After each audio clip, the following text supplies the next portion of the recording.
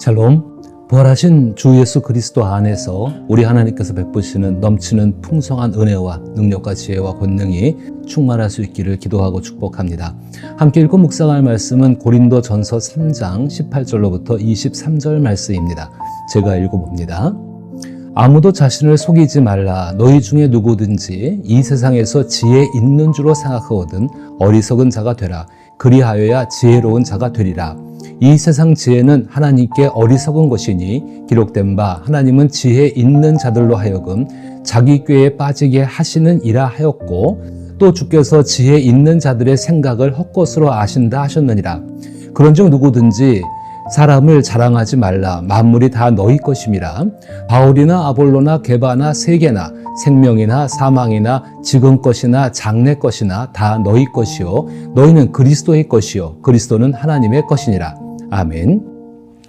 고린도 교회가 직면한 심각한 문제는 영적으로 미성숙한 사람들이 성숙한 척 하는 데 있었습니다.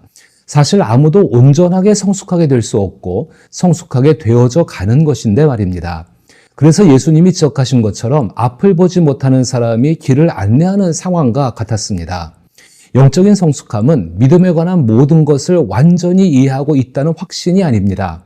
진정한 영적 성숙은 겸손한 믿음에서 비롯됩니다. 겸손한 믿음이란 믿음의 모든 내용이 어딘가에서 실제로 조화를 이루어 하나님의 선한 뜻이 이루어진다는 사실과 우리 자신이 그 일부에 불과하다는 것을 아는 것입니다. 예를 들어 우리는 하나님의 관계가 사랑의 관계임을 잘 알고 있습니다. 또한 사랑의 하나님께서 우리를 지지하고 지원해 주신다는 믿음을 가지고 있습니다.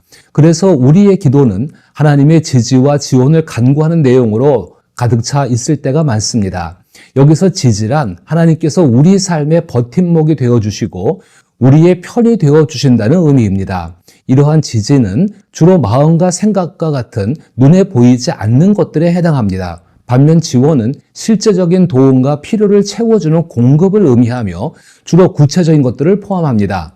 그러나 하나님의 지지와 지원은 결코 분리될 수 없습니다. 그래서 우리는 하나님의 완벽한 조화를 이룬 지지와 지원을 받고 살아가는 사람들입니다. 겸손한 믿음은 하나님의 지지와 지원이 완벽하고 조화롭게 이루어지고 있으며 나와 당신 그리고 우리가 하나님의 가족 안에 속해 있음을 믿는 것입니다. 그 같은 겸손한 믿음을 지닌 성숙한 사람은 누군가 혹은 단체가 예수 그리스도 안에서 어떤 일을 하고자 할 때 하나님에 대한 사랑을 바탕으로 마음의 지지와 실질적인 자원을 공급합니다. 다시 말해 하나님에 대한 확신과 자신이 하는 일에 대한 겸손이 조화를 이루며 균형을 유지하기에 그 사람의 사랑은 자랑하지 않으며 오래 참는 인내와 위험을 감수할 수 있는 용기를 지니고 있습니다. 예수 그리스도 안에서 누군가와 단체를 지지하고 지원하는 일에서 하나님에 대한 확신과 자신의 행동에 대한 겸손을 균형 있게 유지하는 것은 쉽지 않습니다. 우리를 둘러싼 세상은 항상 양자택일을 강요하거나 기울어지게 하며 우리가 가지고 있는 수많은 상처와 실패로 인해 누군가를 지지하고 지원하는 것에 대해 주저하거나 큰 두려움을 느끼게 됩니다. 이러한 태도는 우리의 믿음과 연결되며 어떤 것을 안다는 사실을 부정하거나 모든 것을 다 아는 척하는 모습으로 나타납니다. 또한 하나님처럼 다른 사람을 지지하고 지원하는 데 있어 자신의 경험과 판단, 지식에 의존하게 됩니다. 쉽게 말해 저울에 달아보아서 자신에게 유리한지 불리한지를 판단하는 것입니다. 그리고 이를 지혜롭다고 생각하게 됩니다. 이 같은 모습에 대해 고린도전서 3장 18절에서는 아무도 자신을 속이지 말라. 너희 중에 누구든지 이 세상에서 지혜 있는 줄로 생각하거든 어리석은 자가 되라. 그리하여야 지혜로운 자가 되리라 라고 말씀합니다.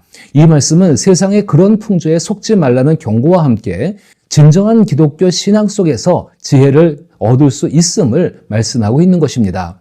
진정한 기독교 신앙이란 지혜를 얻기 위해 세상 지혜의 어리석음을 배우는 과정임을 강조하고 있습니다. 어리석어지는 법을 배울 수 있는 이유는 20절에 언급된 모든 것이 너희의 것이라는 사실에 기뻐하며 23절에 너희는 그리스도의 것이고 그리스도는 하나님의 것이라는 진리를 항상 기억하기 때문입니다. 이 두 말씀은 그리스도 예수 안에 있는 사람은 그리스도 예수께서 소유하신 모든 것을 하나님으로부터 사랑의 지지 속에서 지원, 즉 공급을 받는다는 의미입니다. 이러한 단순한 복음의 메시지는 그리스도인과 교회에 있어 가장 중요하고 필요한 메시지입니다. 그러나 고린도 교회는 인간적인 존중을 받기를 원하고 자신의 생각이 참된 지혜로 인정받기를 바라는 사람들과 이에 동조하는 이들로 인해 겸손한 믿음의 모습에서 벗어날 위험에 처해 있습니다. 그 위험을 표현하는 것은 나는 누구에게 속해 있다는 것입니다. 고린도 교회에서 나타난 분파, 즉 나는 바울에게 속했다 또는 나는 아볼로에게 속했다 같은 표현의 의미는 자신들이 속한 집단의 우두머리를 내세우는 것입니다. 이러한 모습은 당시 세상에서 가장 지혜롭다고 여겨졌던 소피스트들의 태도를 그대로 모방한 것입니다. 간단히 말하자면 그들은 자신이 가진 지혜를 통해 모든 상황을 이해하고 그 속에서 자신을 완벽하게 통제하며 자신의 진정한 위치를 발견하고 그 자리를 확보하는 방법을 알고자 했던 것입니다. 이러한 사고방식은 삶의 주도권이 철저히 자신이 속한 집단에 있다고 믿고 있는 것입니다. 사실 만약 이러한 지혜를 배울 수 있다면 그 사람은 왕과 같은 삶을 살 수 있습니다. 그러나 그러한 지혜는 인간의 힘으로는 얻을 수가 없는 것입니다. 이것이 세상의 지혜입니다. 고린도서는 세상의 지혜를 구분하여 그것을 어리석은 것으로 규정하며 모든 것이 너희의 것임이라 라고 말씀하고 있습니다. 또 주께서 지혜 있는 자들의 생각을 헛것으로 아신다 하셨느니라. 그런즉 누구든지 사람을 자랑하지 말라. 만물이 다 너희 것임이라. 고린도전서는 자신을 지혜롭다고 여기는 사람들이 스스로를 과소평가하는 잘못을 범하고 있다고 지적합니다. 오히려 그들이 자신들의 주인이라고 주장하는 이들이 실제로는 그들에게 속해 있다는 메시지를 전달하고 있는 것입니다.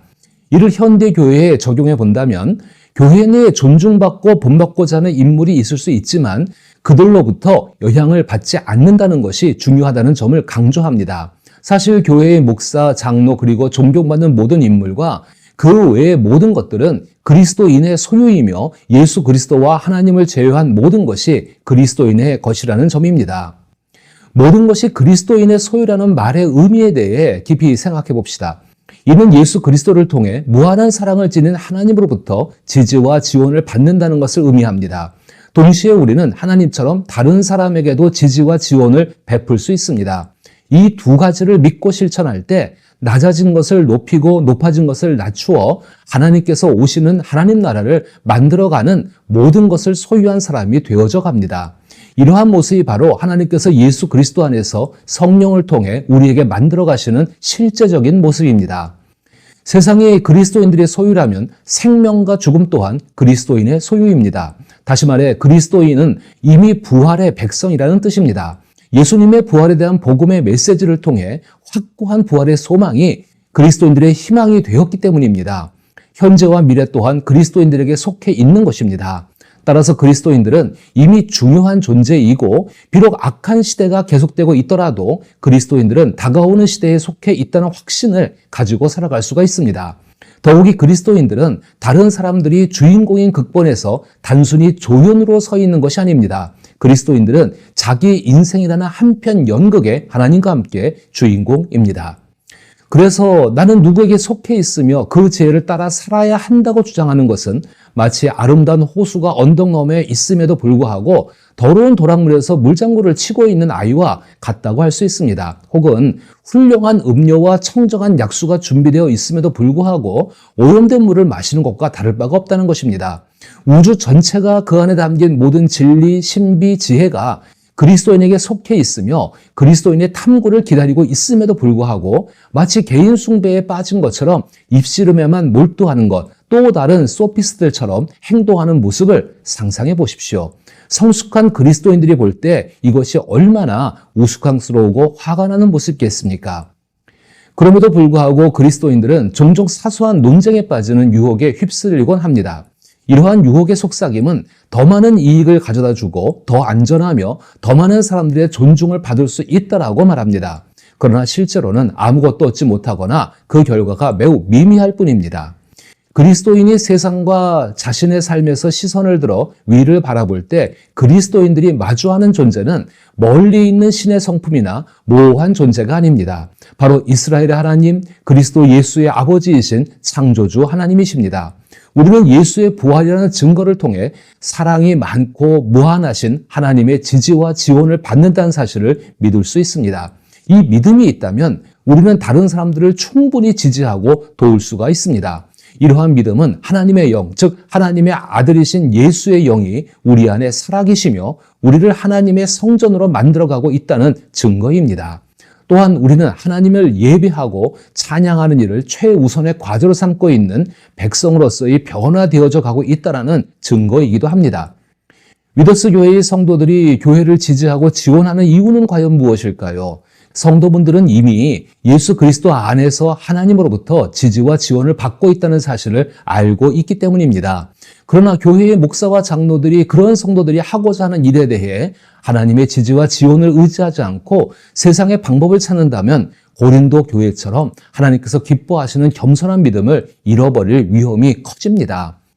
그러나 자신이 예수 그리스도의 모든 것을 소유한 그리스도인임을 스스로 속이지 않는다면 하나님의 조화롭고 강력한 지지와 공급을 경험하게 될 것입니다.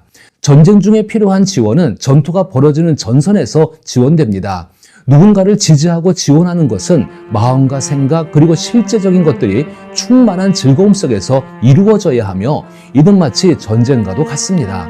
자신의 경험이나 판단이 아닌 하나님께서 모든 것을 합력하여서 완벽하게 이루신 하나님의 선 안에서 다른 사람을 지지하고 지원하는 일을 겸손한 믿음으로 행함으로 지혜롭고 성숙한 그리스도인이 되시기를 기도하고 축복합니다.